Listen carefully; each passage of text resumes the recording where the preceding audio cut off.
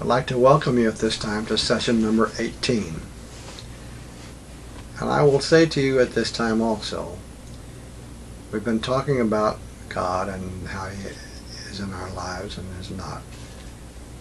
I will tell you that it's not the devil that brings us undeserved punishment, or God who gives us undeserved rewards.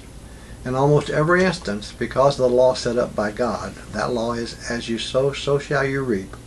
These things come to us as a result of decisions made by us and or our own higher self, which really means as a result of the decisions that we at that higher level make in order to help us, because we at a conscious level have made decisions that were not as wise as they might have been.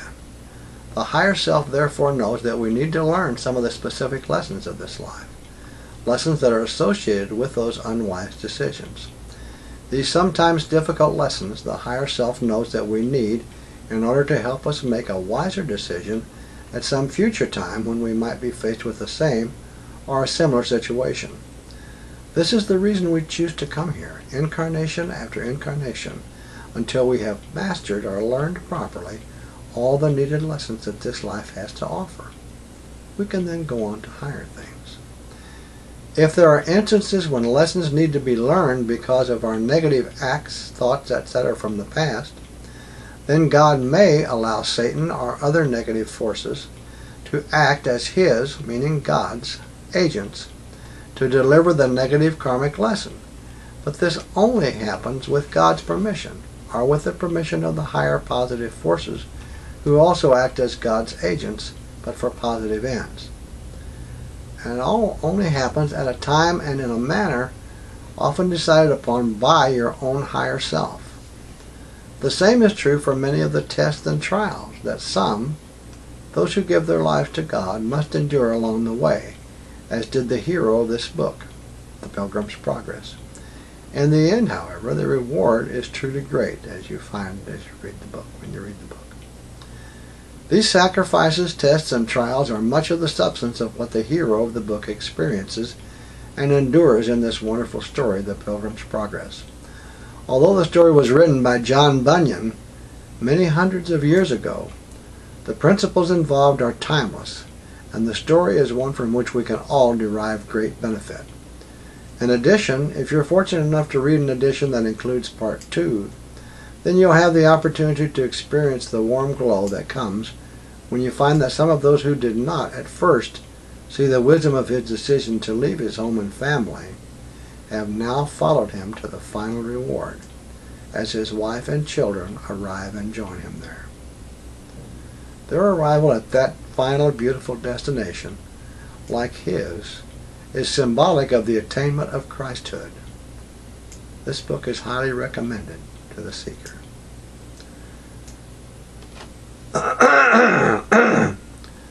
Let us now consider another kind of outpost,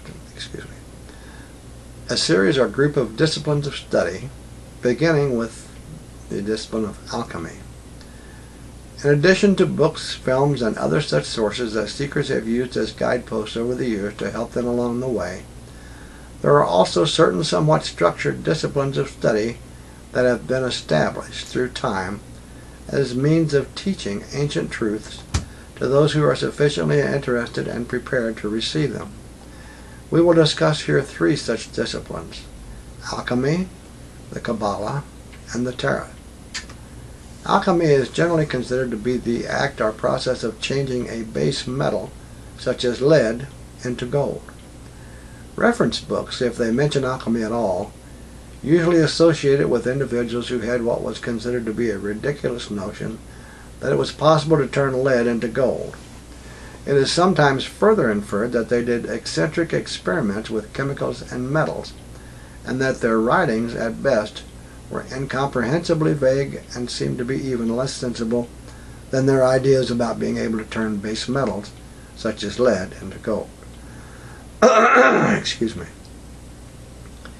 Actually, though, some of their writings gave very detailed instructions about the alchemical process. These writings, however, were intentionally veiled or hidden and vague. It was only after years of great dedication, study, and work that a very, very few persons could finally, with the help only of divine inspiration, begin to understand and follow those instructions to completion. Some people say that there really were alchemists who were able, at least once in their lives, to actually make gold by this process.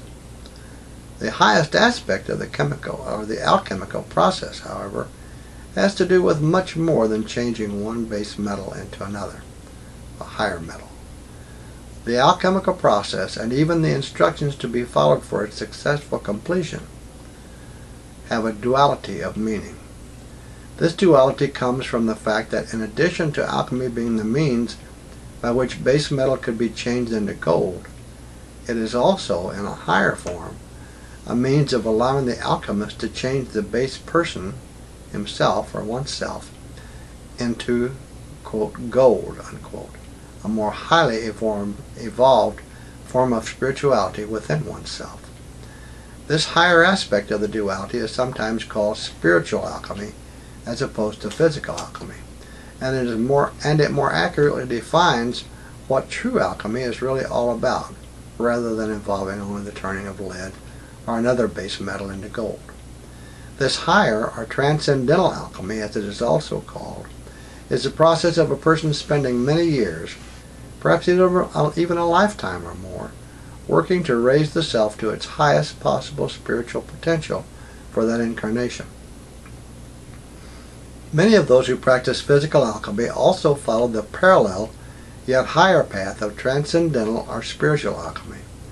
Its completion is truly the work of many years, and for a number of dedicated alchemists it became the work of a lifetime, and perhaps for some even more. Excuse me. Let us now consider the Kabbalah, spelled as both Q-A-B-A-L-A-H or K-A-B-B-A-L-A-H.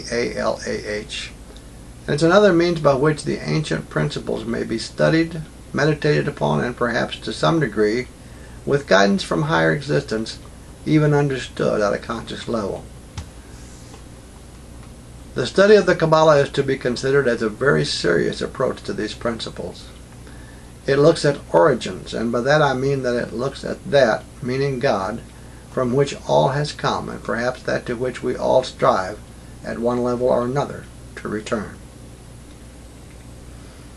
One very important part of the study of the Kabbalah is a symbol that addresses many aspects of existence. It is known as the Tree of Life.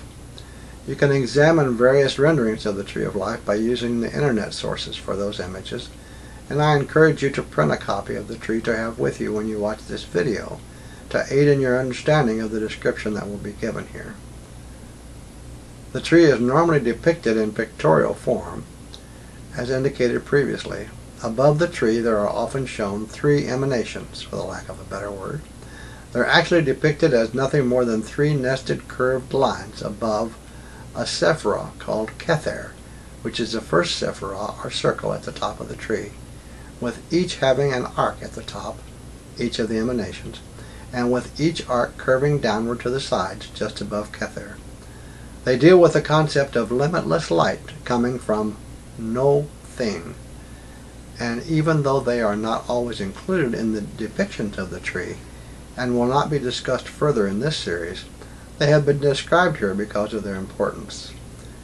Beginning with Kether, the first sephirah, there are 10 sephiroth, which indicate, among other things, the order of origin, following a zigzag motion from Kether to Chokmah to Binah to Kesed, etc. And again, I trust you will forgive my pronunciations.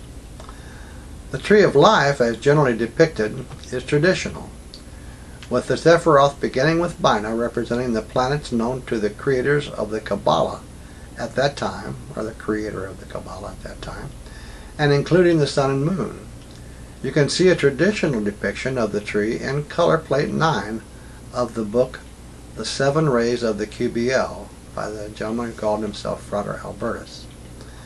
There are 32 different paths that are a part of the tree. 10 paths are the 10 sephiroth, or circles, and 22 of the paths connect the sephiroth in various ways and are symbolically associated with the 22 letters of the Hebrew alphabet. There is a more modern, and in this case more correct version of the Tree of Life that is also in the book, The Seven Rays of the QBL by Frater Albertus. The more correct tree is shown on color plate 11 of that book. The more modern version of the tree includes Sephiroth for additional and more recently discovered planets. Be aware, however, that you will never see a fully complete and fully correct tree of life in print, because all knowledge of such things has never been and will never be given to any single human person. I do not mean to imply here that a depiction of the tree of life constitutes the complete Kabbalah, for there is a great deal more in the study of the Kabbalah, including the writings of the Zohar and the Sefer Yetzirah. The information that is in those publications and others, although very important, is not needed for the purposes of our study in this series of videos, and has therefore not been included here. There's also a good deal of additional symbolism connected with Sephiroth of the traditional tree that has not been included here because it would be neither practical nor appropriate to have it here at this time. These matters are not considered here for several reasons, the most important being that such a detailed study is not the focus of these videos. Additionally, because of the great depth of study that such a consideration would entail, and finally because numerous books have already been written on these subjects, and the reader who is interested may seek them out. It may be said here, however, that the tree consists of 3 columns excuse me, upon which are the 10 Sephiroth. When facing the tree, the rightmost column is known as the Pillar of Mercy. It is associated with the masculine aspects of the tree and is concerned with the future. It is considered to be positive. The leftmost column is known as the Pillar of Strength or Severity. It is associated with the feminine aspects of the tree and is concerned with the past. It is considered to be negative, but the term negative as used here has no association with anything derogatory. It instead has more to do with polarity. The central column is the Pillar of Mildness, known to some. It is concerned with the present. By some it is known as the Mystic Path, or the Gold Pillar. I want to thank you for watching session 18, and I tell you that session 19 will continue with the Kabbalah and begins the study of the Torah. Thank you again.